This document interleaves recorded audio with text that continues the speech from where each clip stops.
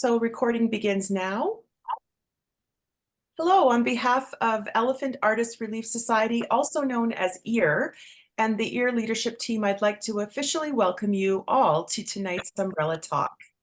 My name is Kaylee Hall, an EAR board member and head of EAR's programming committee. For tonight's Umbrella Talk, we welcome Wakefield Brewster, Carolyn Connolly, and Shona Rae to speak about marketing for creative professionals. But first, I'd like to begin tonight's event in the spirit of respect, reciprocity, and truth by honoring and acknowledging Mohkinstsis and the traditional Treaty 7 territory and oral practices of the Blackfoot Confederacy, including the Siksika, Kainai, Piikani, as well as the Ioxie, Nakota, and Tsuut'ina nations. EAR acknowledges that this territory is also cherished by the Métis Nation of Alberta, Region 3, within the historical Northwest Métis homeland. We celebrate all nations, Indigenous and non, who honor this land. We are grateful to engage in an honest and eager process of reconciliation. We are all treaty people. Tonight's event is part of EAR's ongoing series called Umbrella Talks, which offer presentations for artists of all disciplines. This year, EAR's Umbrella Talks are supported by the Rosa Foundation. But first, a little bit about EAR. Elephant Artist Relief Society is a registered charity that provides practical resources to artists of all disciplines in Calgary and surrounding areas to help sustain their well-being and livelihood.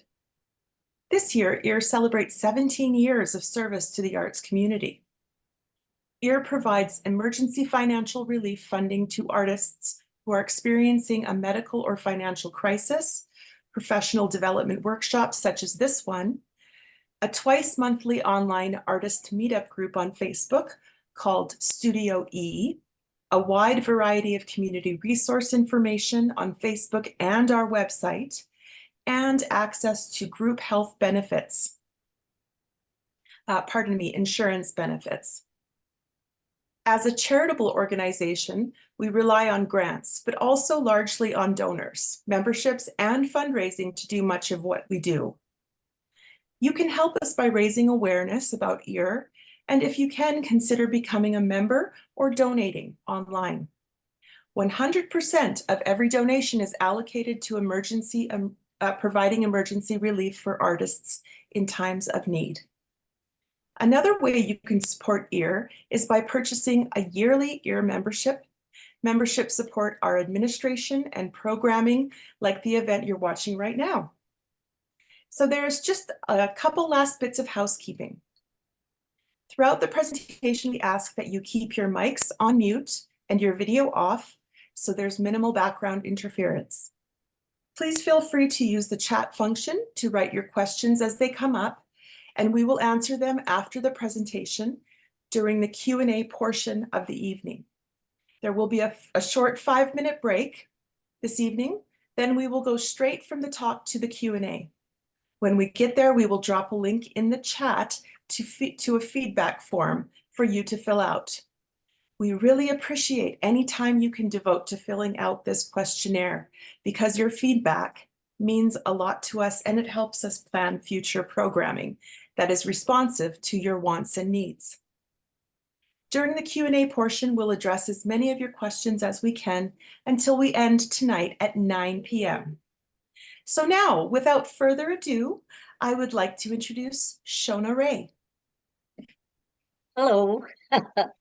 I'm Shona Rae. I've been in the arts since I was a very young person, and when I started marketing myself, we were using telephones, landlines, and snail mail. Sometimes we had postcards, so we did all of our connecting with people and promotion through that, as well as local newspapers and eventually magazines. So things have changed a lot in the last 40-some years, and we did a lot of postering, sticking posters up all over the city or the area where we were going to try and promote our event.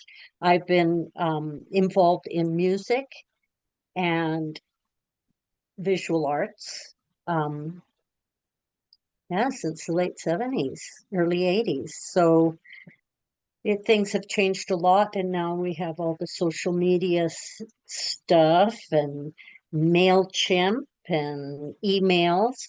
But to be honest, I've gone back to promoting for events, sending individual emails, texts, and messages,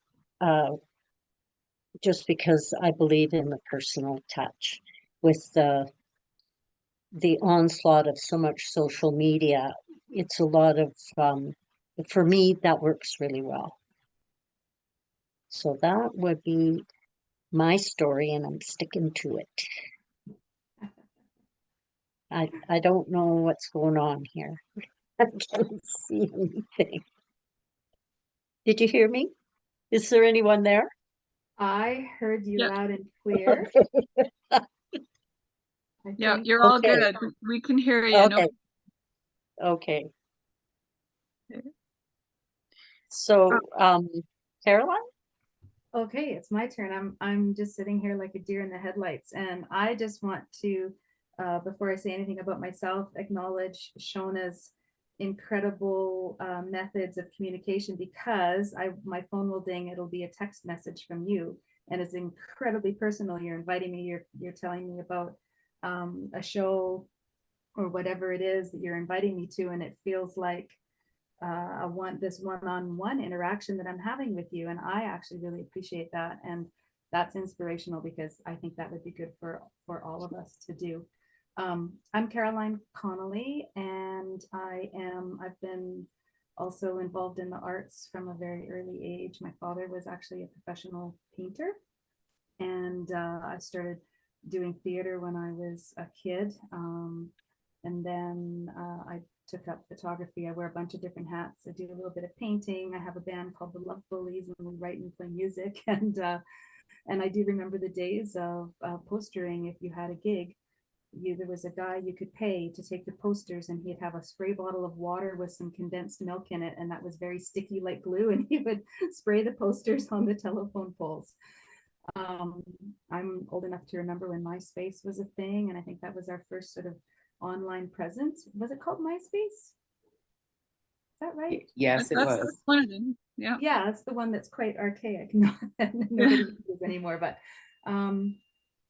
yeah, I'm looking forward to the conversation here. I'm not exactly really sure what to say beyond that. Those are my practices. I'm also in barber school right now. I use Instagram. I do the majority of the publicity for my different art practices. But I'm excited for the conversation. Hi there. I will take the baton. My name is Wakefield Brewster, and I'm a professional poet and spoken word artist, and I am just finishing my 2-year tenure as Calgary's Poet Laureate, 6th Poet Laureate of Calgary. I have been involved in the arts since age 6 as a musician, and that lasted into my early 20s.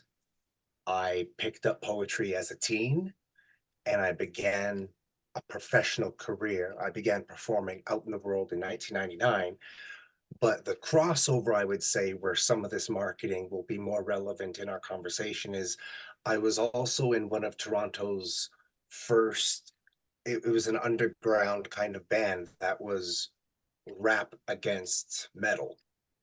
And we had to do a lot of promoting, and we were 3 young boys. So I believe the 3 of us all share being in an artistic career that's long enough to cross a few generations, a few decades, and a few different methods of marketing. So I think the conversation will be pretty interesting, because we're all going to have some things that I believe will be very similar, some things different, some things archaic, some things new. I think we're all going to be quite a blend, but I do believe it's the amount of years that we all have that may transcend time and bring some cool reference to how you can put yourself out there. So we all thank you for having us. Yes. I guess, we're just having our conversation now? Are Yeah. we tense? Yeah. Yeah, well, and if anybody anybody in the audience has any questions, you can put them in the chat or turn on your mic and ask the question. We're doing it a little more informal today. So, I just Shona start? Rae, would you like to begin with, I don't know, maybe possibly some kind of anecdote or some type of tip or something? Offer a tidbit of anything that would Okay. create a I will. conversation.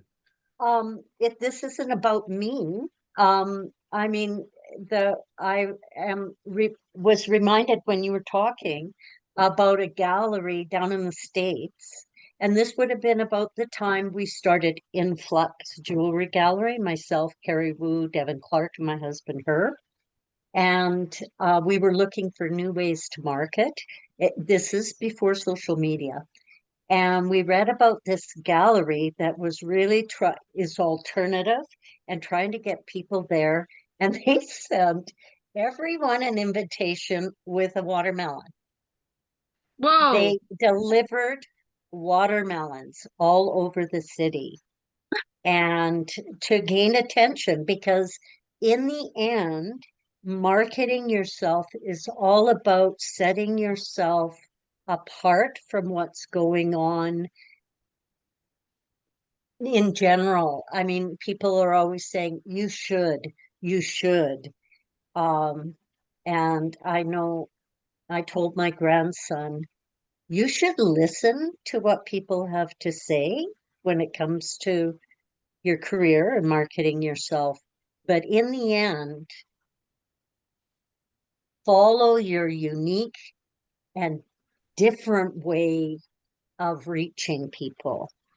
And I really believe in that. I think it's very effective to not go to not always follow the crowd, because we are artists, we're creative thinkers. Put yourself outside of the box.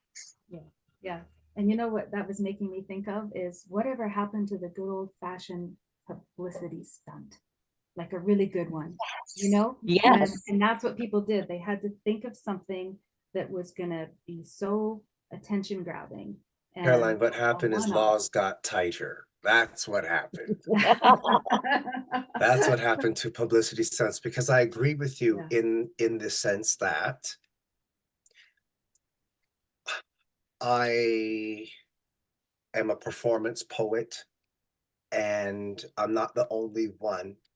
However, there were some of us back in the day when it was rising in Toronto, where we would do what we called renegade poetry, which is have a small troop of us. We didn't call ourselves a troop. We were a gang.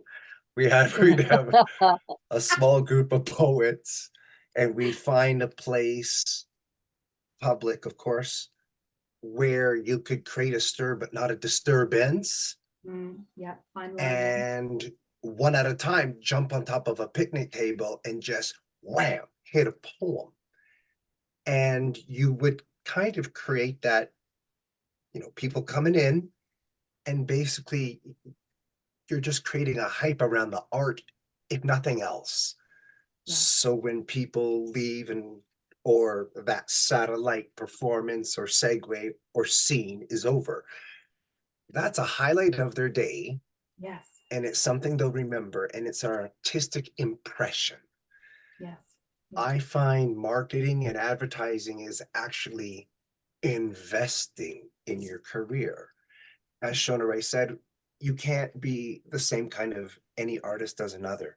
So you can't market or advertise the same way as any other. Yeah.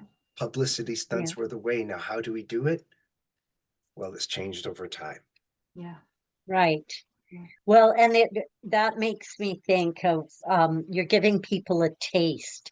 You're inspiring people to think out differently about the art, the genre. So then they see, oh, there's a poetry slam happening downtown here or there. that's what those guys were doing. I want to see more of that. Yeah. And that's the same as like playing on the street. We have a friend who busks all the time, an amazing musician who has played professionally on and off for decades, and he busks. But you know what? He generates interest in his sound, Yeah. Yeah. right? And don't knock it, like busking, like Dan, the one-man band. Look at Oh. that guy, right? Yeah, yeah, Mr. yeah. Duday. Well, and I'm thinking of Doug Waite. Oh, Doug of Waite course. Oh, Doug is busks all the incredible time. singer. Yeah. Yeah, Yeah. and so then when people hear his bands playing, they want to go see it in a more professional Yeah. sounding place, right? Yeah. I'm going to make a I'm going to admit I have never busked, and have always wanted to, and I never have. You would have so much fun. Yeah, I think so. Actually, I think that would be a great little pop-up that you could do with the band, is just show up somewhere, base of the Calgary Tower, have a little flash, have a little street concert just out of the blue until we get arrested, and then who's laughing? But isn't that what the Beatles did? Isn't what Well, the you know what, I Stones think did? Taj Mahal. My sister was in San Francisco, and all of a sudden Taj Mahal's there playing Right. on the lawn, Yeah. and that was very exciting. And you bet every time he came to town, we would go see him. I You think know, unfortunately too many drummers fell off roofs, and they're like, no more rock and roll on buildings. There oh is a yeah. question in the chat to my presenters here. If you would like to take a question, this one has to do with the personal branding piece. So let me read you this question. Maybe it'll bring up a conversation about branding. I am an interdisciplinary artist struggling to gain a digital following. I have been told that I need to have a clearer brand so people know what I am about. But as an interdisciplinary artist, I find this really difficult. I work in a lot of mediums and am not sure how to showcase that in a clear way. Thank you for your advice in advance. Oh, Hey, you go. I have something to say. You go. I have no idea if this is actually good advice, but I've lost track of how many Instagram accounts I have because I keep them separate. So I have a photography, I have a painting, I have band, and now I have my barbering, and I could be missing one. Anyway, I just keep them separate that way. And I don't know if that's a good idea or not. What do you folks think? Well, and I'm the opposite. I want everything under Shona Rae. Shona Rae is my brand. I am my brand. Yeah, So your name, that's I use my name, and I have a very dear friend who made the mistake of, when she first started marketing her business under she used a different name, and it really was not helpful for her. And she realized it's confusing. yeah, years later, she said, no, that was not a good thing. I am my brand. And I've had people tell me that, like Shona Rae, oh my God, you do so many different things. But they know that Shona Rae is going to deliver something, and it's usually something different, Yeah, So that's inspiring. yeah, I believe that's why I don't put anything personal on my social media, because my name is my brand. So Yeah, that's the other thing. I have Yeah. thought about amalgamating in that way. You want another chicken wrap? Well, yes. Yeah, I'll take a I didn't chicken get wrap. the first one. Please. Where's the first? What do you mean another one? Where's the? Look at my hand. I ordered What do the you have to fish say about that, Brewster? What do you have to say? I can about say that there are other Brewsters, there are other Wakefields, but there's only one Wakefield Brewster. So that's awesome. My name was a little bit something to get used to as a kid. because of all the common names around you, and there you are sticking out with this name. It's been the best thing ever. So, number one, Wakefield Brewster, if you hear my name, I have been on the mic for 25 years. I've been on the mic a quarter century. There's probably only one way you're going to hear my name, and it's attached to poetry. I've just been this artist, this committed, this prolific, this present as much as possible. How else could you get me mixed up with anything else? Wakefield Brewster, it works. Same as Shona Rae. When I look at, however, my social media, because again, we're going from, staple gunning stuff on poles to technology. I'm sort of in the middle of both of what you have said. I used to have, especially with Facebook, it's a particular generation that still that uses Facebook too. Yeah, It leaves a lot of latitude, right? There's a lot of place for story. So what I realize is everyone has so much personal story when they're an artist. That's a lot of story to get together. And I've weeded most of my personal story to the background. I have enough personal story to feel like a person and not just a poet. People know I love my cat. People know about this big orange cat. Everyone knows I love orange, and that's another thing. Orange is my color. It's there. You think of orange, people often think of me, they think of orange. So there are things that I literally, and others, you kind of live it on the outside, and it brands itself. When it comes to the professionalism of branding, I'm lost. I have someone who is my web designer. She is a professional brander. Not only that, but she's a professional poet and spoken word artist. Who else could I trust more with my media than a media designer who does exactly what I do? She does other things, I do other things, but I can put everything at wakefieldbrewster.com. And underneath all of the artistry, I'm a wellness practitioner. So there's a small space carved out under that wakefieldbrewster.com where people say, you're a wellness practitioner. You own your own wellness clinic. You're a registered massage therapist. You work with people moving and feeling better. It is really how you do with what you have and what you want to.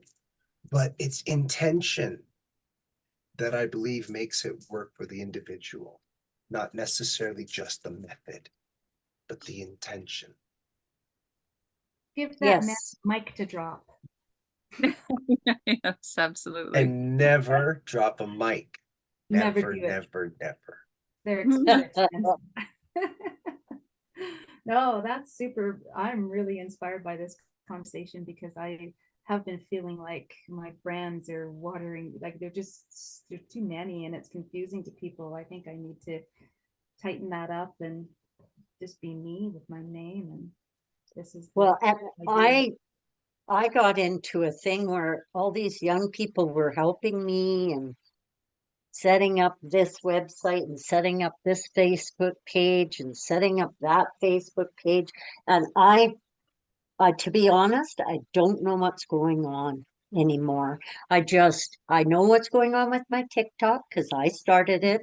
I know what's going on with Shona Rae Instagram and all that other stuff. I'm just hoping that if I leave it alone, it'll just go away.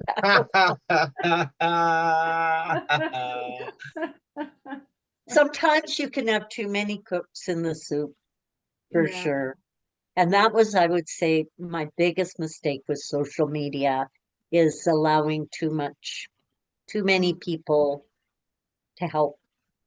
And everyone's intentions were good and everybody thought they were doing it right. And I don't have any complaints about the work they did. It's just that now I'm left with all these pages and it just gets to be overwhelming. I just want to just be one thing, just be me. Yeah, I'm thinking that could really help streamline my time efficacy. Yeah. And Caroline, you're gonna have to speak up just a little more for our listeners. You Oh. seem to be fading away a little bit, Okay. please. How's that? Is that better? I hope that's better. It feels a little better to me. Okay, and now you get to see my big face. And your beret. Part of my new brand. Do we have any other questions? Yes, there's another question for you. For any of you and all of you, which social media platform do each of you find most effective and why? How often do you feel it necessary to update what you post on that specific platform? Hmm. Should I go? Please Go. go ahead. Yes. I tried a few. Maybe I tried many. I settled with 4. Number 1, I have a web designer and a brander. I don't have to worry about that. Do you get what I mean? Oh yeah. I don't, I so, I am so good with saying, yes, take care of how I look. But social media is mine. So I've chosen for that work, number 1, when I need to tell the most story, because that's what I do. It's Facebook where you can tell the most story. Instagram, in my opinion, began because it was all about visuals, but people did need more story and context. So it seems to me that it is a fine balance between some content that you can get in Facebook, and it's a little more linear because it's very photo oriented. Then there is now people are conflicted about Twitter X. It took me a long time to actually somehow get some traction in there, and I don't know why. Every one of these has a different feeling. And once I became poet laureate, I gained 1,200 followers that day. So Wow. I had a cataclysmic thing to happen that convinced me to stay. However, I was on my way out. The only way I use it is to just give headline stuff. That's it. I don't seem to be able to really engage people, but I have a lot of following. Finally, LinkedIn. When people act professional, you get professional results. When people communicate professionally, none of the Facebook stuff happens to me in LinkedIn. People are there to be artistic, to be CEOs, to be influencers. People have their right, they have their missions, and if it coincides, we run together. If it doesn't, it's a professional, maybe next time. It's a really clean, it's like the Facebook for business, really. I'm sorry if anyone hates what I said. I'm just trying to get simple. Wow. That's But really interesting. but it doesn't have that Facebook feel. People Oh, are professional and put interesting. their best out. So those are my 4. I never got into TikTok. It's too fast for me. It's too noisy. It's too snapshot. It's too sound bite. I need some latitude for storytelling. So I can go as short as banners to notify from X, and I can use a midway with Instagram. I can use the most latitude for story with Facebook. And finally, it's like the Facebook, but professionally, and no games, man. There's no fun, there's no games. It's business, and it's refreshing. Those are my 4. Yeah, There you go. interesting. Shona, do I you- I I have to say I'll tell you why I like TikTok is because I can create little tiny videos and I can somehow, for some reason, I'm able to edit them on TikTok. I haven't found, other than um, DaVinci, which you can't use your phone in. I haven't found a program that I can edit with my phone very easily. So I like TikTok to create little videos. I like Instagram to I like Instagram. It goes directly to my Facebook, and then I don't have to go on Facebook. I don't like going on Facebook. It's not healthy for me. Some of us should not go on Facebook. Like, it's not mentally healthy for everyone. And I am one of those people. So anyways, that I'm not a huge poster. I don't post a lot unless I have something coming up, and then I post. Yeah, and yeah. I said, I really prefer telling people what's going on. I prefer talking personally to people. I primarily use Facebook and Instagram, and I find Facebook is more friends, and my base is friends and family, and Instagram can be, because it's their public account, so it can be people from all over the world. And actually, I want to tell you, Shona, I just learned, so I have a huge advantage right now. I'm in this barbering program with 9 other students who are under the age of 25. And they're all on their socials all the time, and they're doing all the fancy stuff, and they're having a conversation and making a reel at the same time. And so I had been not super adept at making reels and that kind of thing. I have since gotten better at it. Really good at it. Influences, I only just started posting reels, but I'm using this program called CapCut. I'd be interested if anybody else out there listening uses it. CapCut.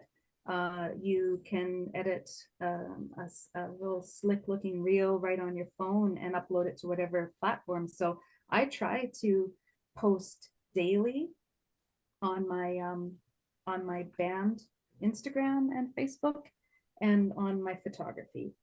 And I don't always succeed, and I've been in school and taking final exams, and so I've been a little bit asleep at the wheel the last little while, but try and post every day. And I did get some information for what it's worth. I asked one of my classmates about algorithms and that kind of thing, and he said that saves are the thing that'll bump you the most if people save your content, and that story shares are the second, and then comments and likes are the third. That if you use the platform like just for yourself, for scrolling and commenting and liking before and after you post, that will also help you with engagement and boost the algorithms. And I'm just learning all this. And reels are the most watched thing, and then carousels, which is where you have one photo after the other, and then photos, and then stories, and it goes in that order. So I've learned some interesting things about how to work the algorithms a little bit better, and in particular for the band, because you want to get people out to shows, you want to get as many people out to your shows as possible. So that seems the best way. I don't go on very often, but boy, I really noticed those little videos, those little reels you're posting are. Oh, thank you. And of course, with your humor, like you are a natural comedian, and so they're really great, really great. Thank you. Yeah. Shona. That means a lot.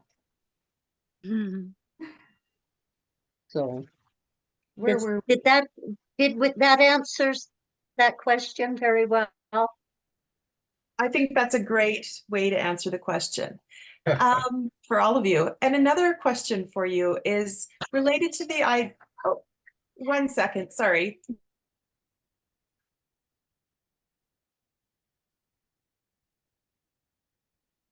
Are we getting more chicken wraps? I think so. I want cheesecake for dessert. Can we share? How about we No, get the you can cheesecake get and your the own tiramisu, cheesecake. and then we'll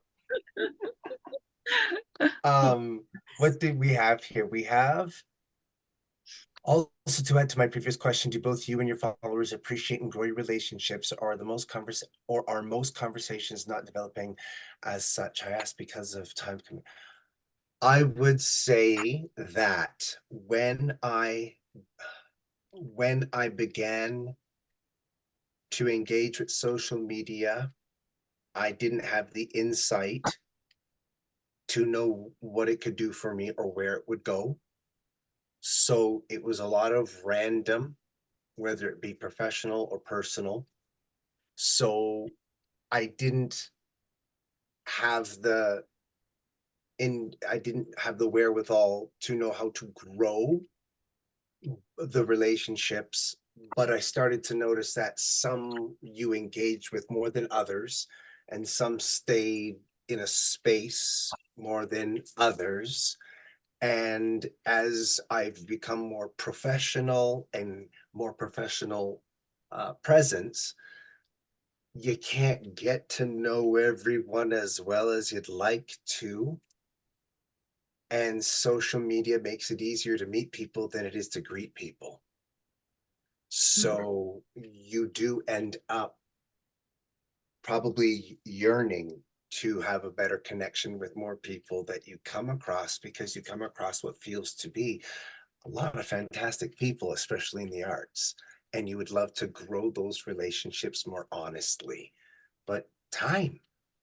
So really it is sometimes the best relationships come from a place of serendipity. You didn't know it was a relationship that you may have been looking for and needed, but once you people click, wow, this is what I was looking for. Usually that is the role that I blow the dice on. I reach out honestly, connect with people as much as I can that isn't too light, not too deep, and see where it can go. And it's a connection over the arts, which is where the humanities are really founded. So I look forward to meeting as many, and I try to greet more. But we can't all sit and be friends. I missed the question. I didn't quite hear the question. Do I can you read it back for you. appreciate your followers? Do both you and your followers appreciate and grow your relationships, or are most conversations not developing as such? So can you Interesting. get deep, or does it Oh. stay light? How do you Yeah. mitigate it?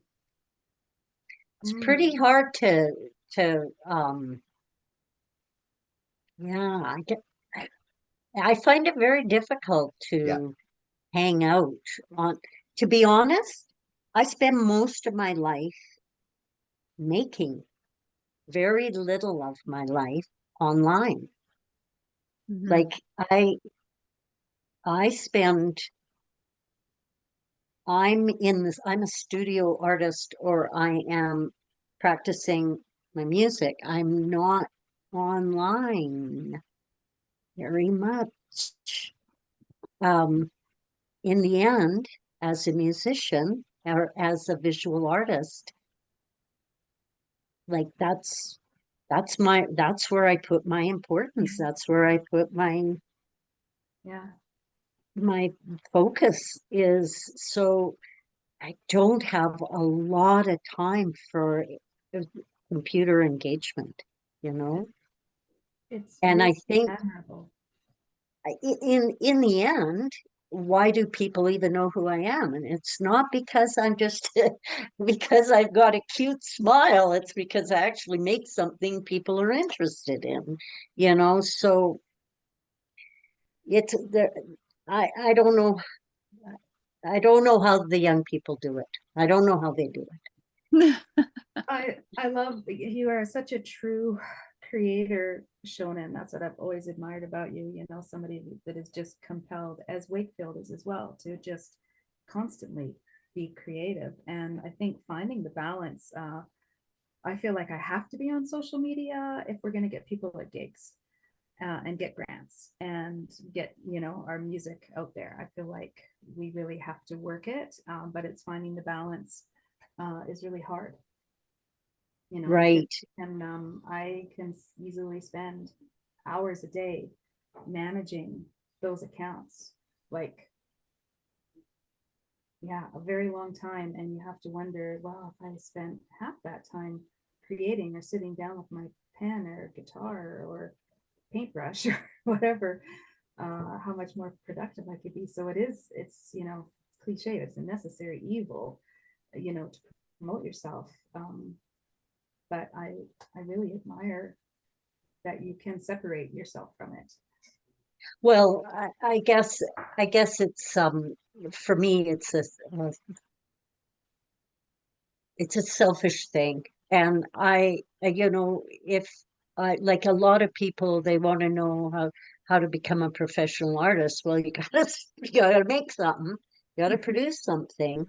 And then my next thing is get out into the real world with your work, either promoting yourself by like a new musician, go to open stages, a new poet, go to the open stage poetry nights, network with the people who are performing, visual artists, do the sales, do the funny little community sales and stuff, so that people can physically see and be aware of what you're doing. And then, of course, I would say putting your work out online is a good thing, because people see it and go, oh, I would like one of those, or I wonder what, you know. Yeah. And I don't think anybody's going to get to the finish line and go, oh, geez, I should have spent more time on TikTok. Well, but this was something that came up at the sale the other day. I feel like I need to be more of this or more of that before I can apply for a grant, or you know, apply for a purchase award. And I said, I'm going to tell you a secret. You're never there. You're never there. Yeah. We're always striving, right? Yeah. Aren't we? Yeah. It's like So people I say, guess I "I'm not could. ready to have a baby." Yes, you are. Yeah, it's a never-ending story here, the arts, and which is great. I love it. You know, there's no finish line here. No, that's true. That's Yeah. true. Yeah. 100%. Did you have a question, Jill? Yeah, I do. I put one in the chat a few minutes ago, and I think it might be actually a really good time to ask it with what you guys have been talking about, because it's specifically about marketing. And so I wrote, so there's this idea out there in marketing where, as an entrepreneur, you're supposed to think in terms of what problem you're solving, quote unquote. And have you ever considered that? First of all, have you ever even heard of that? Or if so, as artists, how do you folks deal with that idea? Do you feel like you are offering a solution to a problem? Or does that even work for you as artists? I don't know about solving a problem. Yeah. I think more of my life as I want to somehow leave the world a better place, like brighten someone's day, whether it's a piece of jewelry that they wear in commemoration of their Aunt Matilda or their daughter Kelly, or bring light to their heart, inspire them somehow when you're playing music. You know what I mean? It's, I don't think of it in terms of a problem. But maybe those things did solve problems. Maybe they were solutions to a question maybe somebody had and they didn't even know they had the question. And say, oh, there, that's what I need. That's very interesting. Micah says to everyone, we are question makers. And that Oh, is true. That yeah. is true. I personally believe that if questions are raised when people are looking at my artwork or listening to my music, if they're asking questions, I have succeeded. That is a successful piece. There you go. Huh. I have Nice heard that, question. like, talking about problem solving, like I think I kind of understand. I live with an illustrator, and design is about solving problems, and we are essentially designers. Right. In You know that what I mean? sense, And yeah. you do Okay. maybe I don't know, this might be getting really deep and philosophical. And my That's cats are okay. fighting in my lap. Anyway, if somebody wants to run with that, or we can move Well, on. I Well, want to talk about the cat. That's what I really want to do. I want to talk about your cat. But that's not what this is about. I'm trying to ignore the cat. I would like to, with the problem solving, without speaking directly to it, sometimes I wondered what I was doing in the world with all of this poetry. I studied Taekwondo for a long time, and then I studied Tai Chi for a very short time, years after. Taekwondo's combative, you get older, you're not doing that anymore. So I was doing some Tai Chi, realized I had no balance at all. And one day, our Sifu takes us, puts us in the circle so she can tell us a story. And the story was, I'll paraphrase it. You notice we have practitioners come into Tai Chi, and some of us stay for years and years and years, and some just keep coming and going. She said, you notice that we have this huge population of one-time or very short-time practitioners. They come into Tai Chi, they study for a few, and they're gone. And we, as the long-timers, we wonder what's going on because we're just here for years and years. And the end of it is this. The person that has come to Tai Chi, or how Tai Chi has come to the person, it's because there's something in their life that Tai Chi can help bring change to. But they don't know that. So as they come to Tai Chi and start learning the moving meditation and start feeling themselves, somehow that experience transfers to that life experience that needs change. And then it is changed. And so they leave Tai Chi. But the person typically doesn't know that that is what has happened. Ah, So I thought, oh my, that's what I'm doing with poetry. I am making poetry so available to people on any level possible so that if I get it to them or they come to it, it's happened because it's going to create a change that they somehow need. They don't know it. It doesn't know what it is. And then poetry's gone. They don't become poets and spoken word artists. They don't love it forever and write. But they have a life-changing something without it being all fireworks. But I help them change something with poetry, and none of us know how. It's so perfectly done. None of us know how.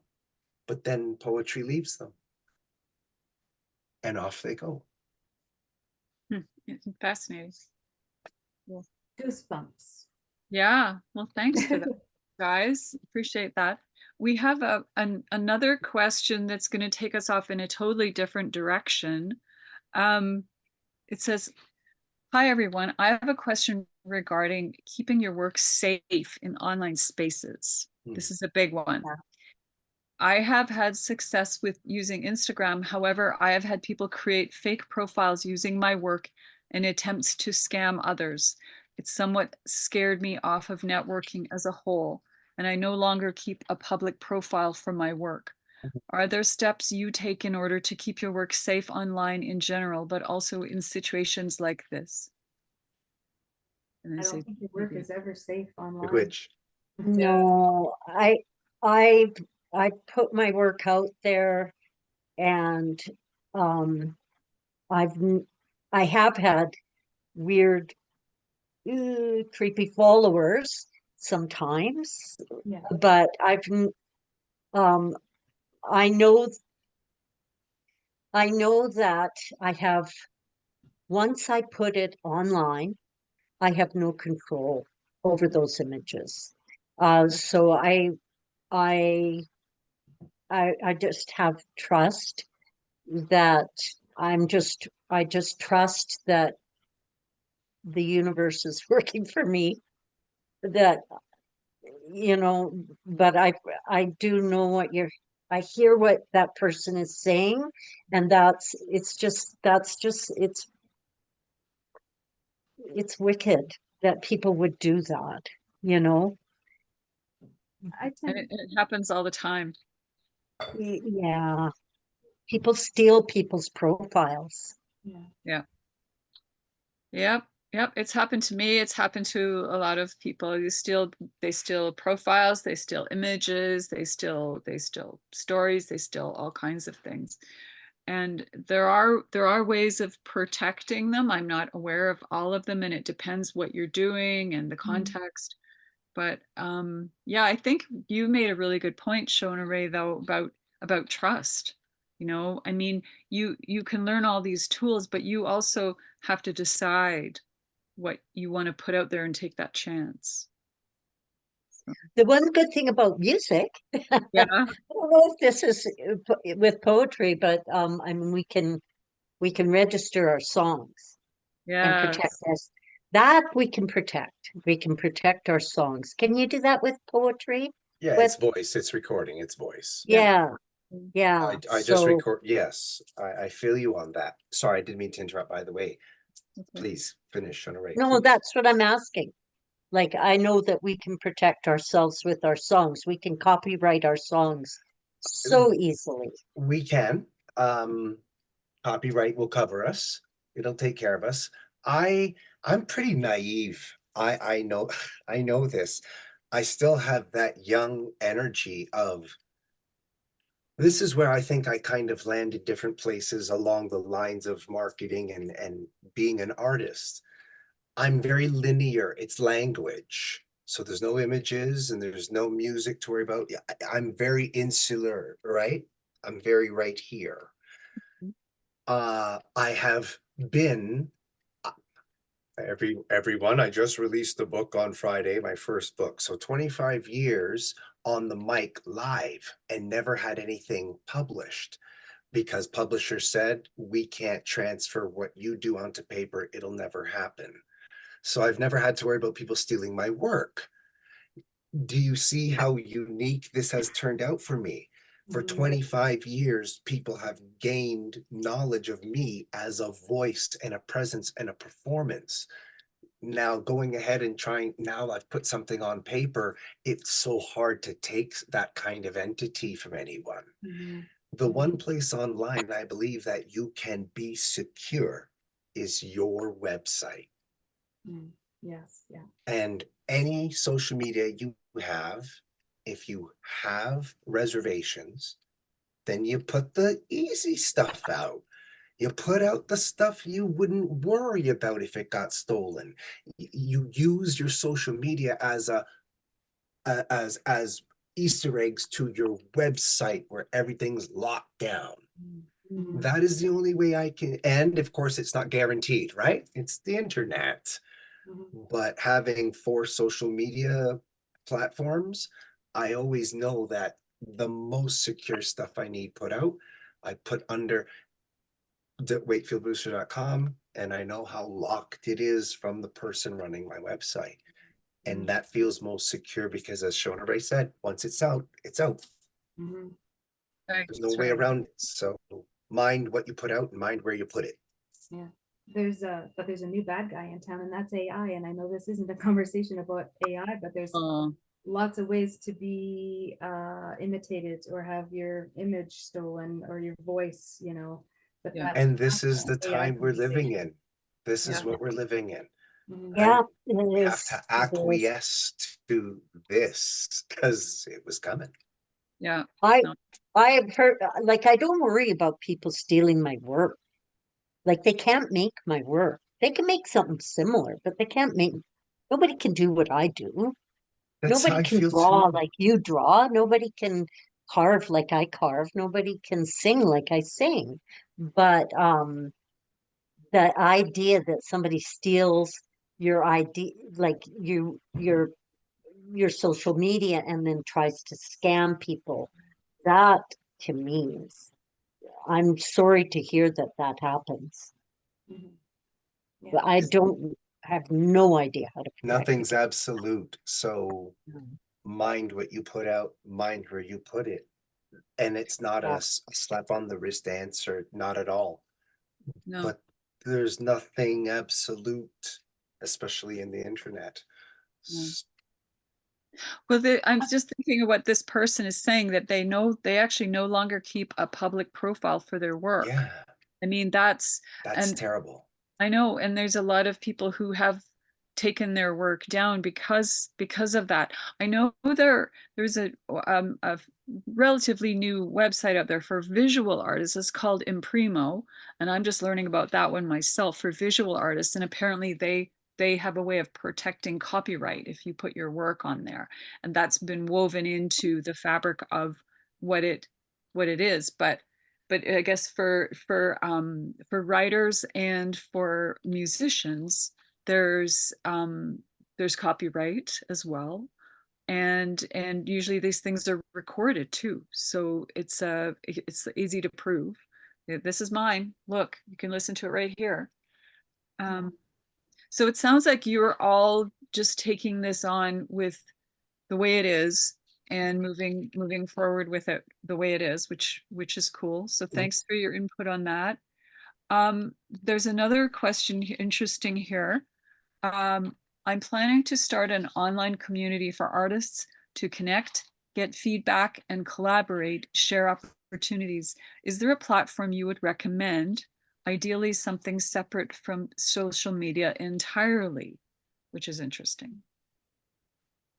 Is there anything other than social media? There Well, used to be a time where people had artist groups, people Yeah. had social circles, people had their writing circles and such. We still do have them. Mhm, So mhm. very likely you'll have to use social media to get a group of people that don't use social media to get together. yeah. Yeah. Yeah, I think But we called them guilds and clubs, and we met yeah, once a month, yep. and we shared our either our work or images of our work uh-huh.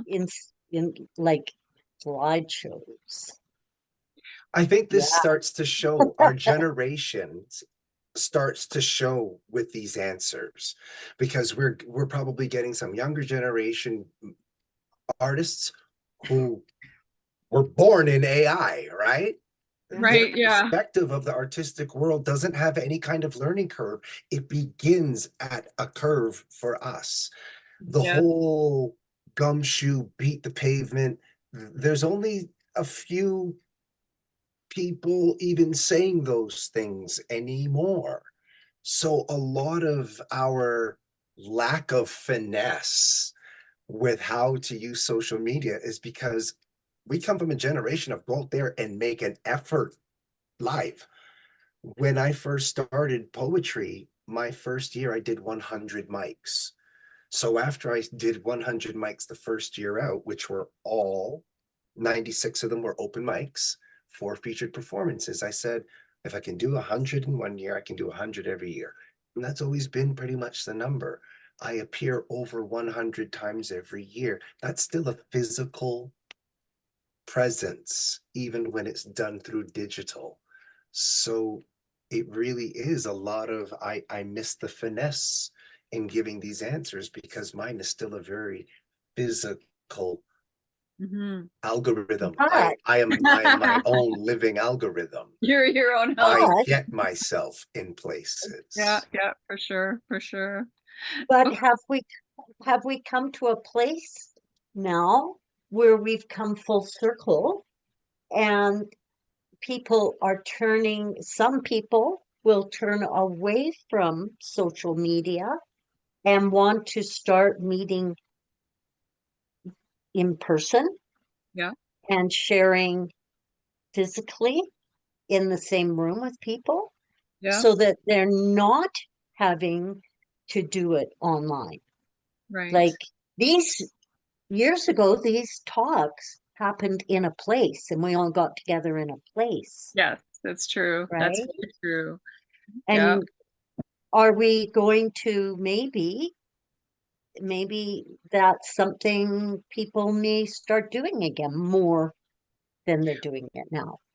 Well, there is a lot to be said for meeting in person, but I have to say that for this particular, even just talking about this meeting right now, we've got people tuned into this event right now from all across the country. And we wouldn't be able Exactly. to do that if it was in one room. So it's sort of 6 of one, half a dozen of the other. But let's look at social media from a different angle. There's a question I missed here from Linda. She says, do you each have a story of success from using social media or a job commission? And if so, how did it happen? Specific thing that happened on social media. Do each one of you have a story? I have one. Okay. I started a new body of work this year in the last fall.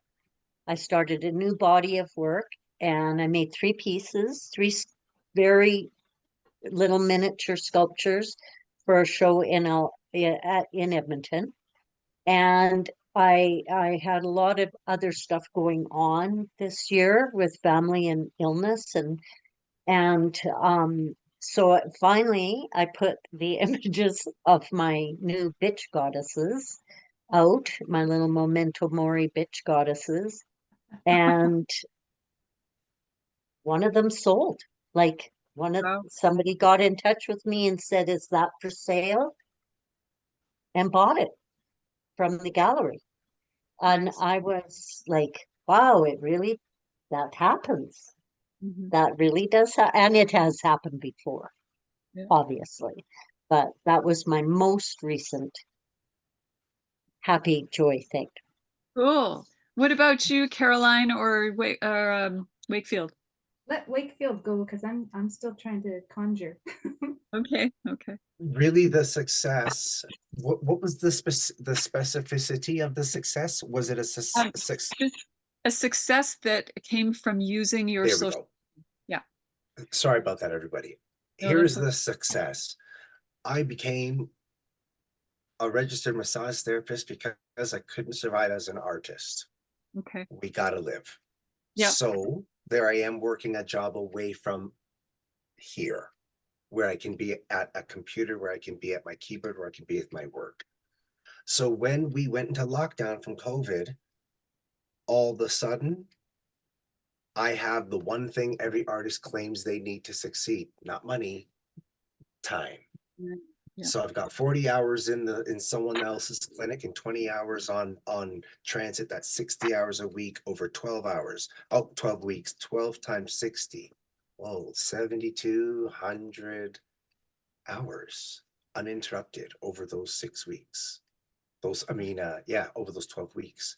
So it was that time that I could sit right here in this very seat and just interact with the internet steadily. I became successful when I created a presence. So your overall presence, not just one specific thing. Okay, that's interesting. Yeah. Not Yeah, just that hitting was a post here and then 3 days later, a clip there, because you're busy working 2.5 jobs. Once I had that, I got nothing to do but be online. I looked like a person who was around, who was present and constant. Mm-hmm. That's what changed it all. The rest Oh. came from there. Very good point. nice. Okay, cool. Caroline, you still conjuring? Well, what I'm really struggling with is trying to separate, like thinking in terms of the band, like a specific success is hard because I feel like everything we do and we've done and any exposure we get or attention we get or opportunities that we get come from our presence on social media. Mm-hmm. So You know? it's over an overall thing like Wakefield's is.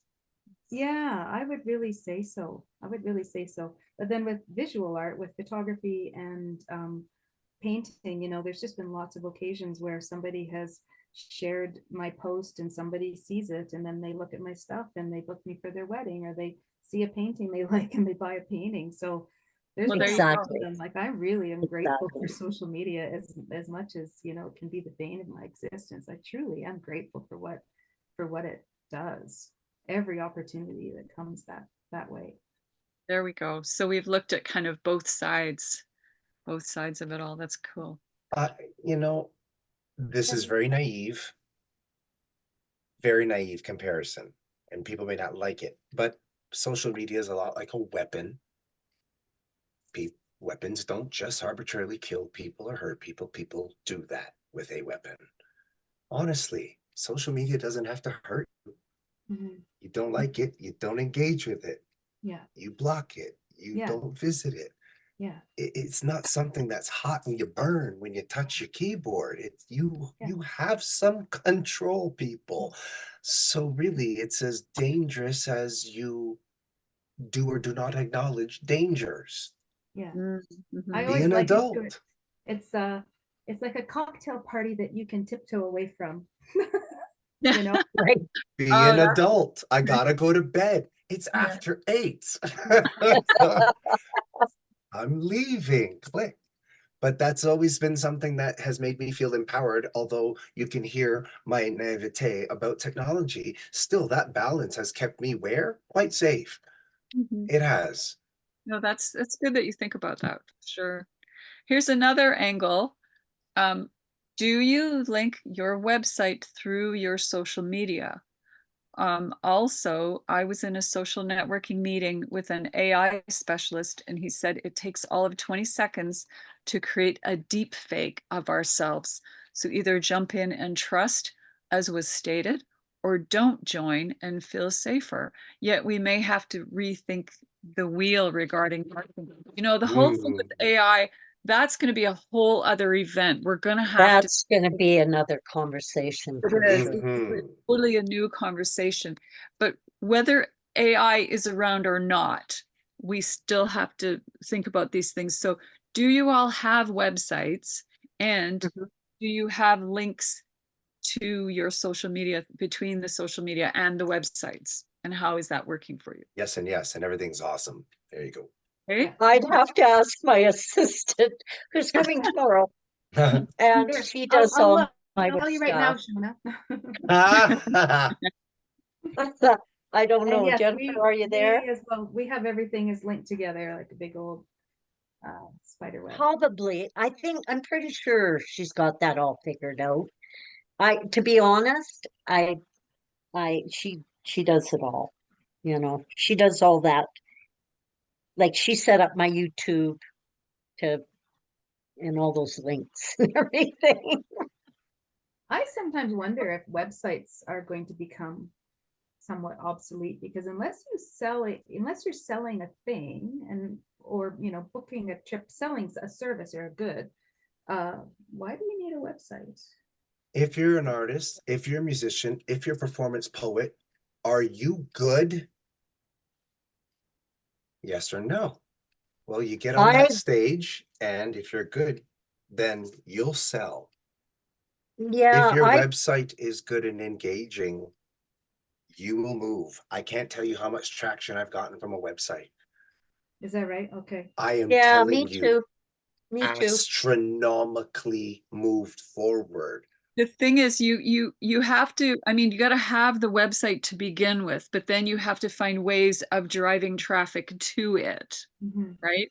Because it can just sit out there and nobody will ever see it unless you direct people to And it. and that's where search Social media, engine there you go. optimization I comes in. I use mine as a portfolio. I say to Yeah. people, if you want to see what I make, go to my website or my Instagram for my most recent stuff. But my my website shows all my different bodies of work over the decades, right? Yeah. So, well, not all of them, Yeah, Yeah. and it's an organized but way for people to see that rather than scrolling yeah, for an Yeah, album. exactly. yeah. Okay, here's an interesting thing. This is sort of more, I think, for the visual art side of things, but it's still pretty relevant. It says, thank you so much. I really appreciate your responses. This is Saya who asked the question about keeping your work safe.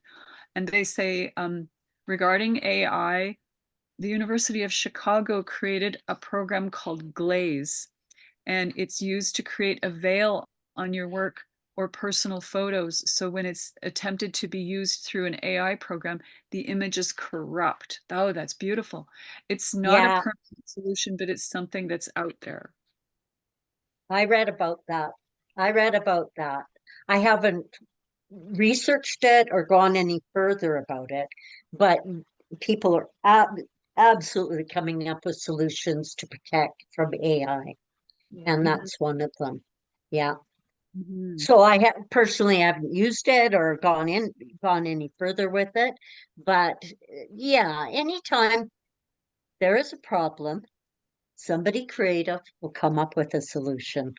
That's true. Yeah. You've heard it, build a better mousetrap, get a better mouse. Okay, So But that's awesome. That is an awesome thing no, that I'm it's seeing really right there. great. I'm glad to Yeah. hear about it for sure. Hey, listen, while we're sort of at a bit of a lull here, does anybody feel like we need a 5-minute break here, or should we just keep going? We've got a bit of a flow going. I'm fine. I don't need to go I'm anywhere. fine. If you guys don't mind me sipping away on my No, go Adam ahead. sale. Because we don't have any more questions at the moment, unless anybody has something. If you want to just turn on your mic and you can speak out loud, or you could write something down, or do any of our speakers have something else to add at this point? I was going to add that I have a theory as to how they are going to combat AI. If it came down to, you know, if somebody stole your voice, sampled your voice and your image, and you know, had you online saying things that just, you know, didn't align with your values, you know what I'm saying? You Yeah. can use this crazy mathematical equation called the Benford law. Has anybody heard of it? The Benford law, which No. is you just have to look it up. I'm not even going to try and explain it, but it's a way of testing to see if something came about organically or if it was manipulated. Wow. Yeah, it's really heady mathematical stuff. And you can look on Netflix. There's a series called, I forget what it's called, but there's an episode called Digits. If you look up Digits, Benford Law, watch that and your mind will be blown. How do you spell that? Benford? Yeah, Benford, Benford. Okay. I think he was an astronomer, and he came up with this wackadoodle mathematical equation that basically explains everything about our world and our existence. All right. Wow. The answer to the universe, the secret. Essentially is 42 after all. Yeah, well, that's what I was we don't need another answer. What are we going to talk about now? This is so fun. I haven't had I much know. fun. I know, it's great. Okay, let's see. How do you guys feel about, I know we talked about TikTok, some like it, some don't. Do any of you use Facebook Live, where you do live Have you? speaking? Yes, I haven't done that.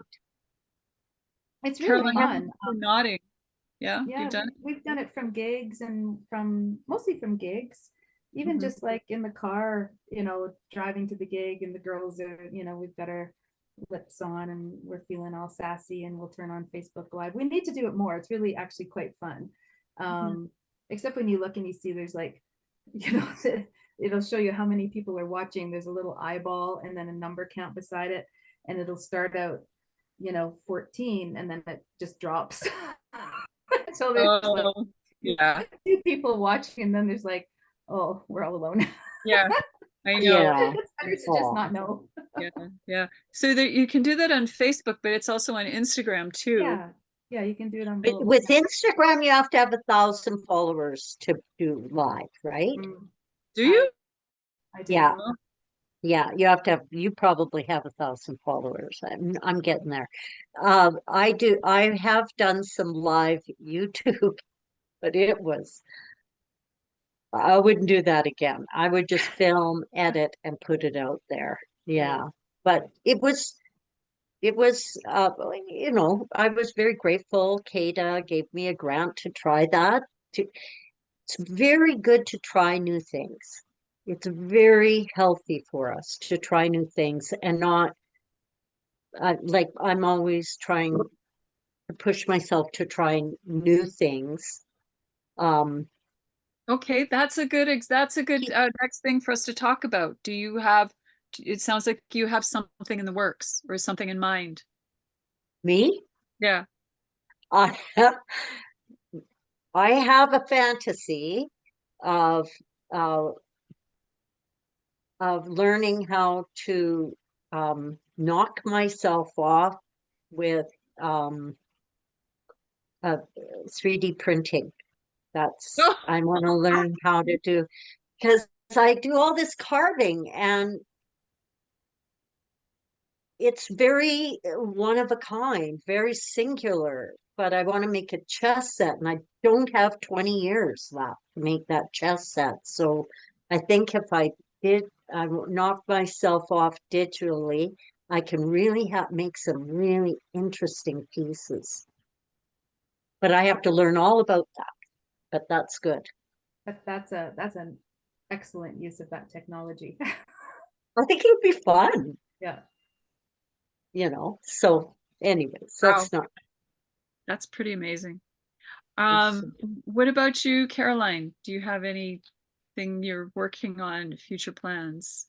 I'm going to be graduating from barber school, and I'm not joking. Yes. I am actually in barber school, and I'm going to be graduating on May 8th. Oh yeah, Shona, let me in there. Oh, Herb and I need our haircut. Give you a hot shave too. So I'm just trying to get through that. I just wanted a little another tool in my toolkit because as a gig worker, it's always good to have extra tools. Anyway, the band, we just worked with Russ Broom and recorded a single that we're just tweaking in the last stages of mixing. So we're going to be releasing a single, which is, we've never done it in our 20-year history. And then just in the last couple of years, we're like, singles are really cool because it's easy. You just can make one Just song, one. put it out there, and it's very eye-catching, and you can release an album as a series of singles, which a lot of my peers are doing, and I think it's really cool. So we've got that coming out, graduating. I'm actually starting to shoot film again because of course I went digital when everybody did. But we're gonna build a dark room, and I've been shooting film on an old FM3 Nikon, which has been really great. Got lots of little irons in the fire. As soon as I'm done barber school, I'm going to start painting again. Yeah, always something. It's never dull around here. No. That's awesome. That's awesome. And you, Wakefield, you just spent 2 years as the poet laureate, so you might be kind of taking a big deep breath right now, or The pace that I normally work at is what you all got to see as I was poet laureate. That's how hard and how often I am poeting around our city and when online around the world. But when you are the poet laureate, you get a public, right? You get the public spotlight. So what you really got to be was the eye behind me and see just that's what I'm doing all the time. And that high level, that prolific rate of production, this is just me being the artist that I believe I was built to be. And now I'm just going to keep doing it. My book just came out. I have brought my music and lyricism back together with Calgary's only spoken word funk fusion jazz quartet. And our band's name is Poet 3. And there's me on vocals. There is Chris Talkner on keyboard. There is Stompy John. I'm forgetting his last name right now. Jonathan McCaslin. He is on drums, and Jeff Gammon on bass. So the four of us are Poet 3. And as I said, it is a spoken word funk fusion jazz quartet. And I am working on more presence in our province with the power of poetry and spoken word, as I am looking to fill the very first position of our first provincial poet laureate. Woohoo! Oh, That would be so awesome. is So that, I'm working on a few things. yeah, Nice. Wow. Good to good hear. to be And busy. And this is actually a great segue into a great question that just came up. Do any of you use a platform like Patreon? There's a good question. Mm. I have I, Patreon. you do? You have it? Don't have it. I've only Oh, ever, it's a way of to, from my understanding, and somebody can explain, it's a way for your patrons, your patrons Yeah, to yeah. uh, send you donations, essentially, right? Or Well, you sign up on Patreon and your followers pay a certain amount per month to support you. And yes. and the amounts that I've seen on there are amazing. It's everything from $1 up to hundreds of dollars per month. It's crazy. And you provide perks for them for this depending on what level they're supporting you. And yeah, there are a lot of artists that are taking this on. It's the thing is, if you have these followers and they are supporting you, it's like something else that you have to actively cultivate, you know? Right. There's maintenance in that. Yes, Exactly. And then the levels of maintenance for whom does what for you. yes, So if you've got that kind of brain yes. and love that kind of productivity and logistics and separation and compartmentalization, you heard me stumble. That is a hamster wheel of good times for people who produce like that. But you could also, I guess, once you could afford it, you could hire somebody to take care of that for you. Yes. Yeah. Someone Absolutely. earlier had said, now that Absolutely. you mentioned money, it's right here. Linda said, Wakefield, it sounds like we really need basic income for professional artists, like Yes, Serb was. absolutely. It really is, again, a catch-22, because to be an artist, you need to art, but there's all this stuff around arting that would benefit your artistry if someone professionally did it for you, because we're not No. all going to be able to do everything as well as we art. And there's that money piece. I feel you on that. Yeah, yeah. And it's Also, what I had to do. Go in the hole at times to invest in me. yeah, yeah. Does that sound Yeah. like the business model? No. But it is. It No, is. no, It, it But costs money you, to make money. yes, you get what I did it honestly, openly, vulnerably, truthfully, with all in good intentions. I said, I gotta sink money into me to produce something. yeah, So I feel that. I really feel that. yeah, yeah. I, I, um, I have looked into Patreon, and you have to be giving people something online regularly. Mm. And last time I spoke to my son, he was doing it. He regularly generates new images and puts them out, and people send him money Yeah. to to because they're inspired by his work. And yeah. he's working with AI and Oh, creating these crazy stuff with this famous musician. Like it's Someone's a also mentioned Discord as an example outside of social media. that's So right. we've mentioned Patreon and Discord. These sources I've seen Mhm, content creators really do awesome stuff with. I play a game called War Robots. I love War Robots. And I watch these guys on YouTube on my big screen, the content creators, the mentors, these masters of the game, basically playing the game.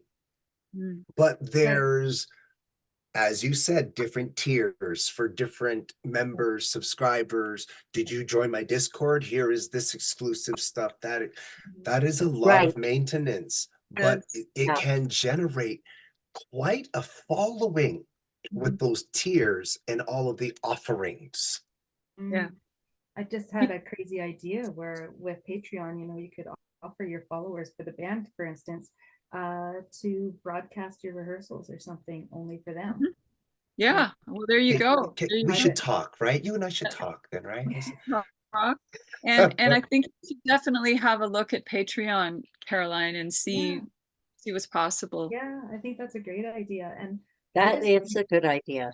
yeah, I just need to circle back to what Wakefield said about the hamster wheels of good times. Yes. I feel like I need, if you don't mind, I feel like there's a song in there. Please, the words are not mine. I just put them in certain orders. You can rearrange them. Go right ahead. Have fun with that. But I'm that's how gonna. my brain works. I take the things that I do best Mhm. and do them without Do them. without anyone's input, or the things that I believe I do best with my marketing, my advertising, my socializing, whatever feels natural and feels fun and that I do best. I don't question that stuff. I don't even question what it is I'm doing. Yeah. The reels, I love doing them. I don't question it. I make reels without thinking about it. I love doing it. People do love short film. They like to engage. No brainer, but it's not anything that I look at. Here's a thing you must do. It's Yeah. something that fell into my toolbox Mm. and it keeps the wheels squeaky clean. Yeah. You are a river. That is something I feel really people should really embrace. There is nothing you should do. There's Mm, only do what comes natural to you, yes. Yes. and then all when you do it with an intention of being authentic Mhm. and doing what you do, what you love, all this other marketing, social media, all these other things will avail themselves naturally. This will our journey is a natural journey. It has to be, I believe personally, it has to be authentic and real. Like what works for Tom Waits, it's not going to work for Wakefield Brewster. You know, like there's no limited way of marketing yourself. And this, Do what feels right. yeah, the second that you start worrying about if you're following a rule or breaking a rule or what somebody's going to think about this thing that you're doing, that's just a creativity killer, right? Yeah, yeah. That's just the worst thing. It's just so damaging. And And sometimes you have by to all scary means, stuff break too. the rules. Yeah, Break the rules. be a little bit Never be dangerous. afraid to break the rules. Wear a Sorry. black beret and talk like an artist. I'm a huge advocate of breaking rules. Yeah, you're wild. Yeah, huge. Mad woman. Shona Rae, mad woman. Absolutely. I number one, I'll make this very quick. Poetry, I have put in the spelling into the chat because we spell it right. Oh, I How had to is be it? creative. I nice. It can't has an find the chat. umlaut, poetry. It's a soft tree. The other thing I was going to say was, those final points that you all mentioned, it's please feel the lightness and the gravity of the word. All of those things are elements of work. Mm, They're elements of work. There Yeah. is work to be done. I don't remember who it was, but I had a conversation with someone about poetry, and the one poet was saying to me that another poet was acting, this is years ago, was acting very entitled, as if they should be getting their flowers for not doing stuff. Mm. And the poet said to me, I forget who, they said, they weren't talking to me, but obviously they were talking to me. They said, do the work. And when I speak to younger artists or other artists who feel they're grinding, and I tell them, listen, do the work. It doesn't matter what the work is. It's good work, it's bad work, it's hard work, it's easy work, it's cheap work, I said, it doesn't matter. There is work to be done. Mhm. Please keep progressing. You know, I like to say to people, when you are doing the work, it's like a plant in the sun. Mm. Plants move, but you don't see them move. Mhm. All Right. 5 of us are going to sit in front of this plant and we're going to watch it for 12 hours. And sooner or later, without us knowing, we're all going to be, that's what the work is like. You don't see your movement, but sooner or later you notice you've moved. Mhm. That's how I feel when I'm grinding. That's how I feel when times get a little lonely in the art, when you're creating, or when you get a little lonely and a little disconnected. I actually revel in these moments because I know I'm doing the work. Mhm. What kind of work is it? I'm not sure what kind of work, man, but I know I'm doing the work. That's what I say. Dare to dream, but do Oh, the work. please. Yeah. I love waking up in the morning and going, get to go to work. Yes. I love That's my job. yeah, absolutely. Yeah, that's what we all want. That's what we're all striving for, is to get to that point for Yeah. sure. Wow. That's, yeah. Cool. So come on, let's not stop now. We've got another half hour. We can keep going. So do we, I cannot seem to, I don't know where the chat is. Is Well, there any Linda other has said, questions? yeah, Linda has said it seems like we have to spend a high percentage of our time on promotion rather than creating. That's a funny balance too. But the way I feel it is there are several arms on the scale. There is performing, there is creating, there is promotion, there is networking. Yes. There's rehearsing, the real rehearsing.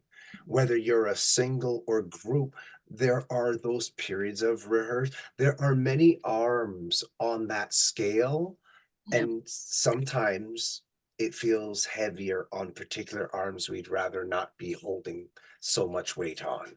So Linda, yeah,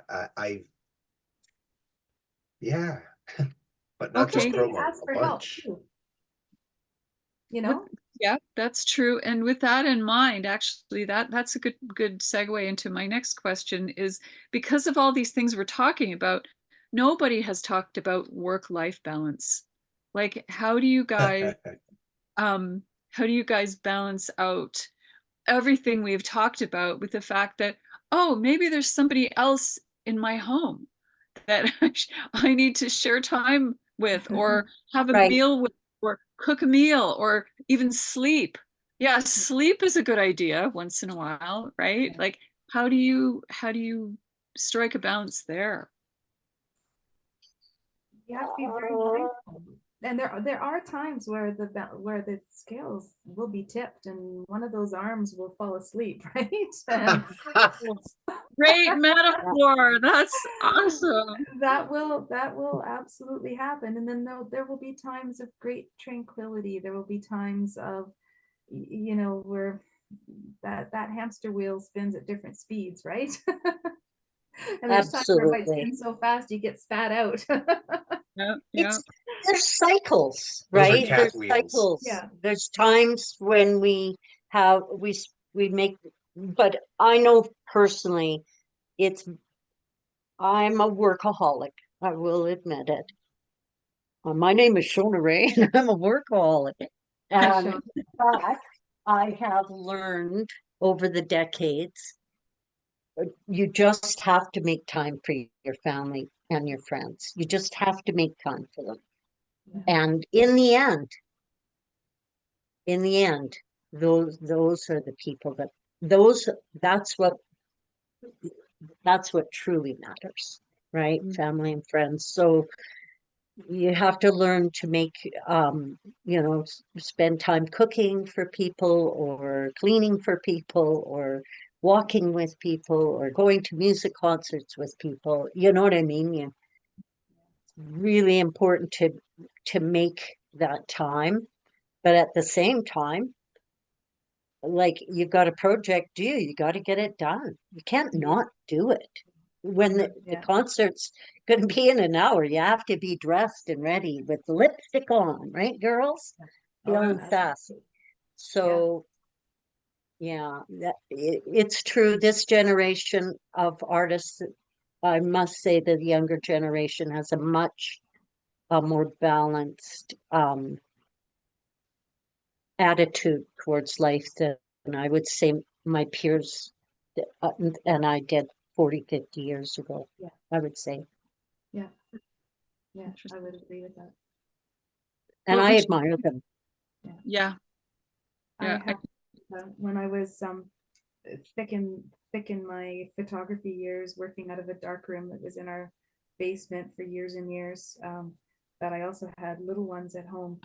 I had a little tiny black and white TV in the dark room that I would put a red gel over top of, and I would bring my two little guys in the dark room with me, and they'd watch Sesame Street and Mr. Dressup and all the morning shows on this little black and Nice. white TV, and I'd be in there But making prints and getting orders done. And I mean, this sometimes when I think of the stuff I did just to keep the you know, the power on, or keep the train moving, it's really crazy. And but you have to recognize when that scale is getting tipped, and you have to do things to be kind to yourself. that's a get pretty, enough sleep. yeah. Get enough sleep. That's the Pedicures, most important. highly recommend them. Ah. Highly. Cool. What about you, Wakefield? I believe that I am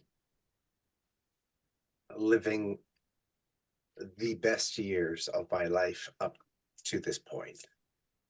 Mhm. I want for nothing really in the big picture anymore. I am so very lucky to have worked myself into the space of my word studio and my wellness clinic are both where I live. And some would say, whoa, that's not balanced. No, that's really balanced. Yeah.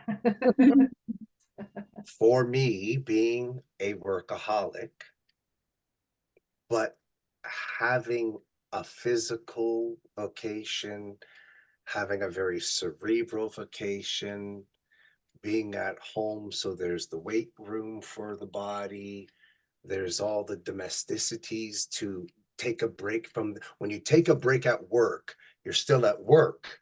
When I take a break from down here, I go into the living world of upstairs. It's a real break. Everything that I need to be at work, away from work, is all in location. Mhm. And it's separated and compartmentalized in a flowing and still integral way. I flow through my worlds every day, my personal and my professional worlds. I move through the rooms and do things. Wow, you have It no sounds like idea how happy I am working it's at all home. interwoven, right? It's all Yes. interwoven together. Yeah. And it's not too much in one room. It's always the perfect amount in every room. I'm not a Pollyanna. I'm this happy. I am just letting everybody know that I feel perfectly balanced without being able to actually give you the equation. Well, the equation would be different for everyone. I just know that I'm very happy with my life. And I remember even like 30, 40 years ago thinking, wow, what a great, what a great life. This is the bomb. And because I worked when my kids were little, worked Mhm. from home, and they would come in my studio, and we figured out ways to make it happen, you know. It's been great. But um work-life balance is going to be achieved differently by each generation and each person individually. Mhm. Mhm. For sure. Yeah. For sure. I like to think what would happen if I could go back in time and show 9-year-old Caroline, 58-year-old Caroline. You know, what would she think? You know, and I I don't think she'd be disappointed. Like, I think she'd be like, oh my gosh, that looks fun. What a Ah, blast. That's a really Yeah. good thing to have, to know that. Yeah, Yeah, that's pretty yeah. cool. And but it has to be created. It has to be, doesn't just happen, you know, like, and that's where social media does tie into that. I mean, I want to, you know, I want the band to do well. That brings me incredible joy and happiness, and marketing and social media is a way to.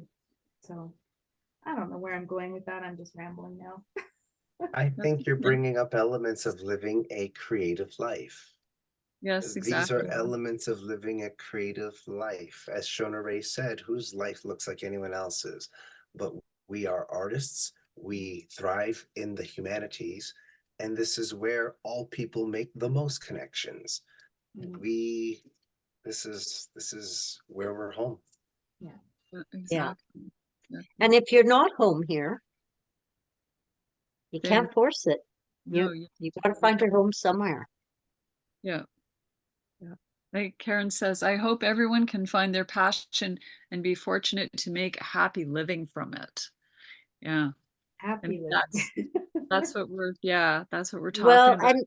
and in that sense, honestly, I believe tenacity, like you have to stick to your guns in this business. I believe Mhm. that you have to be tenacious. And I often think of myself like a farmer. Mhm. You know, some years are better than others, you know, but in the big picture, you look back and you don't regret a thing. And I know farming is very much like that. Oh, next year will be good. It'll Mm. rain the perfect amount next year, or the bees will gather the most honey next year, you know. Mm, And but in the then when you look back on 50 years, I know my parents were beekeepers, and my dad said to me, "You love your job, eh?" And he retired when he was 75. And I said, "Oh yeah, Dad, I love my job." He said, "So did I." Oh, nice. There you You go. know. So you learned that from him, for sure. Well, yeah, and but also it's important to do what you love. And if, like I said before, if you don't love it, Yeah. Yeah. you can't force it. I But used to work in bookstores, and there was a book called Do What You Love, The Money Will Come. And it Yeah. was a business book, yes, and I never read it, but because I used to work in W.H. Smith, that Mm. became Smith oh Books, right, that yeah. became Coles. And so I've been with books for a very long time, which is a part of my history most people don't know. But that book I saw every day, and I'd look at it, and I'd be like, "Ah, do what you love, the money book." Ah, I would guffaw at it. Yeah. Here we are, years and years later. Now Yeah. it's not about the money, but it's about how you redefine success. Mm-hmm. Right. So I've done what I've loved, and in my redefinition of success, it has come. But I'm going to hand it over to community, Mm-hmm. because community has never been more supportive to artists than now. I have never been so supported, helped, guided, whatever I've needed. I've asked, and I'm going to say here in Calgary, I have asked the community to help, and I get help. Thank you, community, for revering artists, for lifting us up, for amplifying, for everything. We artists have our own communities, our own creative communities, where we do all the holding each other up. Y'all don't see that. But you as a community, when you start holding us up, man, we see that. So I can tell you that my biggest leaps forward past all the me work has been you. Thank all of you. Well, and on that note, here is an amazing addition to our community, don't you think? Don't you Absolutely. think?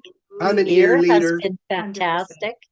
Yeah. It's really great. I mean, these umbrella talks that you give and the support you give to many artists in the community when they're having a difficult time, it's just fantastic. Like you guys have been just fantastic. Yeah. I I agree. have Sorry, go ahead. Go ahead. I have been on the receiving end of your kindness and generosity when I injured myself, and I've never ever forgotten, what you guys do. And No, I'm actually just telling somebody that didn't know. Well, I mean, a lot of people don't even know you exist, and so I'm always telling people, and they're absolutely gobsmacked to find out that we actually even have something like this in our Mhm. city. it's fantastic. I dream of winning a lottery and giving you all, not all the money, but Uh, a lot of money. A No, lot. A lot. Yeah, a lot. Yeah. Yeah. I agree. I mean, I've been I was helped by ear 12 years ago, and then the following year I went to the AGM to see if I could give back, and I've been involved ever since. So, Wow. it just um is nothing better. So, Karen, it looks like you were going to say something. No? Oh, I was just absolutely touched by your stories and your support of each of you in your own ways have done just a great job of helping put us on the map, speaking to our community. You've just been so wonderful. I really can't thank you enough. Wakefield, I admire what you said when you said do the work. It's so true. um, you seem to just radiate passion a- all the time. I so admire you. And Shona, I just can't thank you enough for all that you've done and your support. And of course, Carolyn and the Love Bullies have just been wonderful, wonderful. I am touched. Thank you. Um, the donations that you've all helped raise is, we just can't thank you enough. It's an ongoing effort, of course. Thank you. Right. Thank you. Well, Awesome. thank you guys. You guys stepped up for me when I needed it. That's for sure. Many years ago. Well, we were happy to be able to do that. Yeah. Yeah. The thing. I will Mm. never forget when Jill, I can't remember if it was you. It was after I hurt myself very badly on the film set of The Revenant when I was working film, and I got a very bad concussion, and then I Yes, tore up my knee, and just kind of everything happened very quickly. And I remember that. and they gave me some funding, and they said, we want you to go to bed for a month. Yes, Yeah. that was what the jury decided to say. Tell her she has to go to bed for a month and just stay there. Yeah. Yeah. Yeah, and I basically went to bed for a month, and it was just, Good for you. allowed me to heal. It was just so amazing. Yeah. I was fighting with WCD. Yeah. Right. Yeah. Yeah, for sure. That's a bad fight. Wow.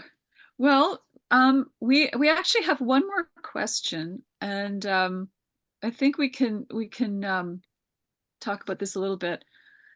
Suzanne asks, have any of you ever taken a break from your creative lives, like purposely? Oh, I think when I'm on the other side. I Oh, know. At I the finish did. line. Okay. When I moved to Calgary, 3 months, I didn't have a studio. And yeah, I bought a lot of shoes and purses. We decided that was not going to work for us. So 3 months in what, 45 years wow. Nice. was not fun. No, No, no, it was not a happy time. no. What about you, Caroline or Wakefield? I feel like there's a lot of ways to answer this question. I don't feel like I ever take a break from my creative life. I bring my creative life with me. Sometimes Mhm. I'm not maybe making my living at the moment doing, you know, one of my disciplines, but I'm still being creative. You know, I'm still bringing creativity to whatever job I'm in or whatever I'm doing. But yes, I do, you know, work in the film. Well, I was working in the film industry for the last 10 years. I've recently retired to go to barber school. Mhm. Uh, I kind of, yeah, I have to sometimes have day jobs. Mhm. Mhm. Yeah. Right. For me, I'm please don't take this as a concern nor dramatic. I am unable to break from my creativity Mhm. because they're words and they're here. I know how I know that sounds kind of aloof. I'm not trying to I'm really not looking to play with this and sound not serious or sound like I'm in any kind of jeopardy. But the words don't stop. They Mm. they don't stop. When I wake up, things start going. Yeah. I Yeah. start clicking rhymes together. I immediately. Mhm. So since it's so insular and insulated, that's why this piece of technology, this phone is amazing for me because I just keep writing stuff down. Mhm. So although it might sound like you can't get away from it, no, I can't. And I don't want to. Lucky Right. for me. It's not overwhelming, but the creative living is truly living. Yeah. I live my lyrical life and Good. I have really great thumbs for this. Just I'm sure you always do. going. Does So it? I hope that yeah. Oh yeah. Yeah. Well, even Caroline, when you've had to, work at a day job, I mean, like I have as well, your work never really stops. It's always sort of percolating in the background, right? So it's not like any of you have ever purposely stepped away from it because there's no way you really can. Yeah, no, No.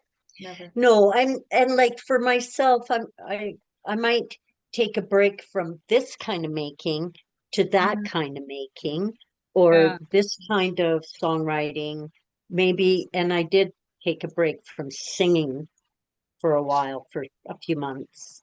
But just there's always something on the go. There's always some level of creativity happening. Mhm. Um, but I haven't not worked for the man for someone else very much in my life. Not very You're, much. you're a lucky woman. It's great the way that has evolved for you so that you've been able to, make a living from what you do with your hands and your voice, which is awesome. Yeah, I'm grateful. Mhm, mhm. You're an inspiration for many of us, for sure. Thank And you. also, Shauna, you teach, right? But when, Yeah, I taught quite a bit when I came to Calgary, and I taught off and on before I moved here, and I've taught in a college before I moved here, but only ever part-time. mm, Only ever part-time. I don't, I, I couldn't do it mm, full-time. No. My practice is my mental, like I cannot be not making. I can't. Mhm, It's mhm. not, you don't want to be around me if I'm not. Yeah, me too. I agree. Yeah, for sure. Yeah. Here, this is Petronella put an interesting comment in the chat. She says, having been subject to unforeseen circumstances that took me away from my studio practice as I knew it, I must say creativity flows through every thought and experience I have. This has kept me creatively active because I am creativity, as I'm sure everyone here is. Thank goodness for that. Nice. Yeah. yeah, Yeah. Yeah. yeah, And that's the thing. Creativity happens in your head and comes out either through your voice or through your pen or through your hands. Yeah. but Yeah. it doesn't stop just No. because you're um doing something else. It's still there. And when you do take, like I take breaks from one thing to another, when I go back to it, I just find it just like it's like, oh, that gestation is so healthy.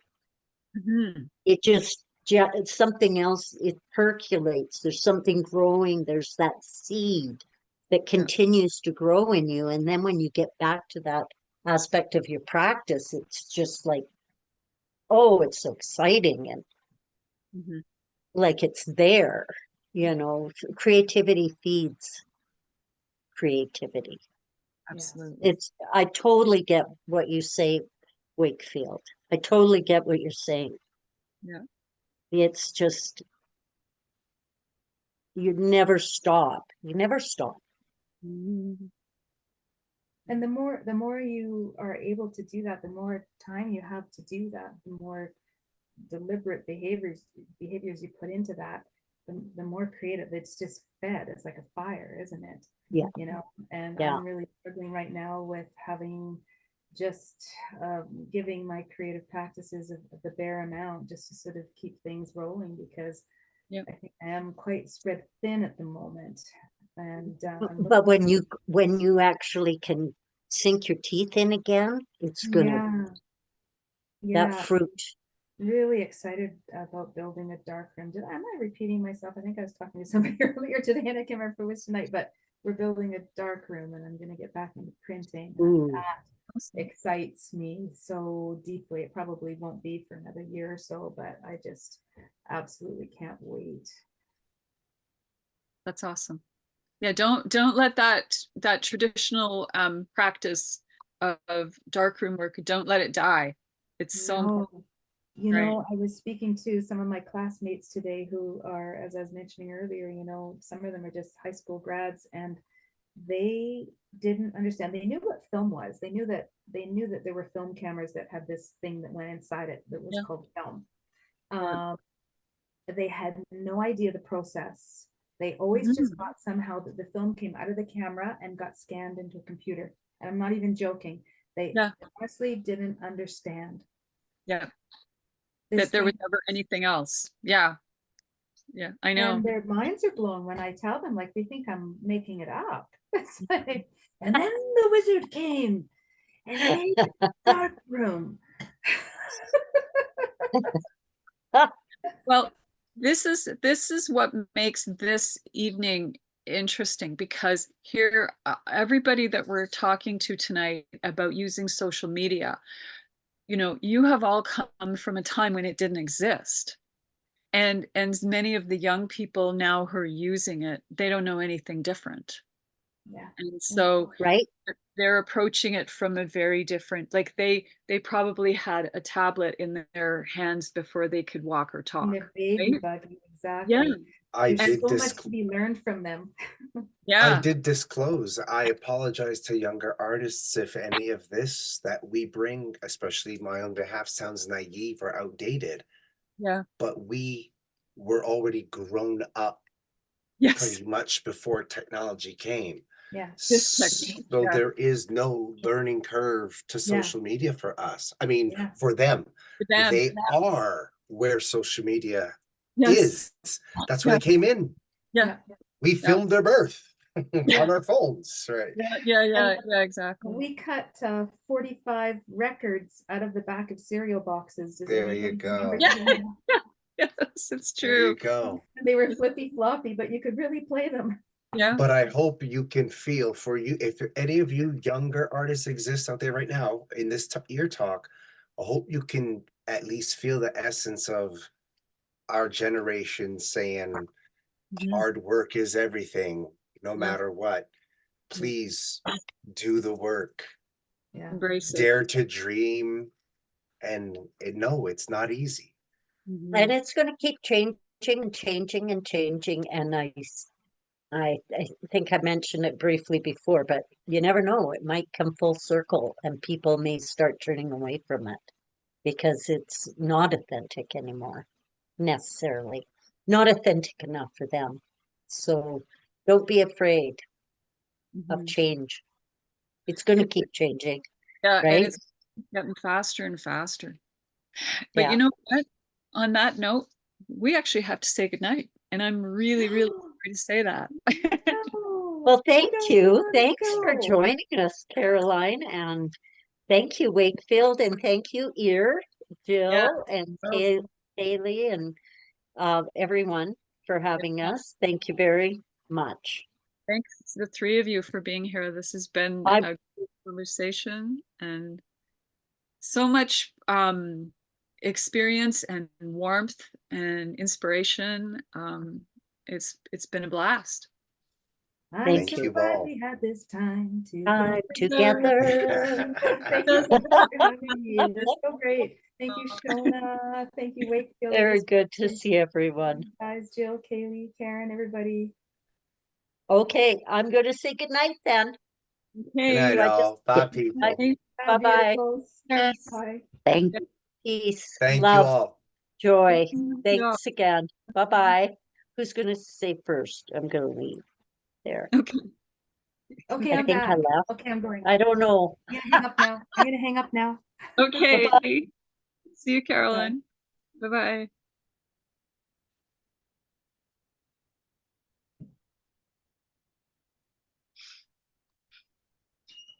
Okay, it's just us. Wow. Bravo. Good job, everybody. Yeah. Kaylee's muted. Uh-oh. Yeah, you're muted. Just keep me muted. My kids have been ambushing me tonight. So Oh, that's okay. When you had to go at that one point, everybody was sort of talking, and then Yeah. Mary Ann said, she texted me and she said, ask your question. that's good. I'm Okay, glad. I can do this. I can No, take thank you. Thank you for jumping in so Oh, much. no problem, because we thought, I don't know when she's coming back, and it doesn't matter. Let's just do this, right? So- Yeah, it's nice to have backup because, you know, it's like sometimes the kids just. I know. Did you, Um, Haley, did you catch the fact that you, at one point you said, do you want another chicken wrap? And everybody heard that. And Wakefield's like, I want a chicken wrap. Are you kidding me that they heard that? Yeah, and it was actually awesome. Well, I'll send you the recording. And Exactly. and Wakefield said, I want another chicken wrap. Yeah, he said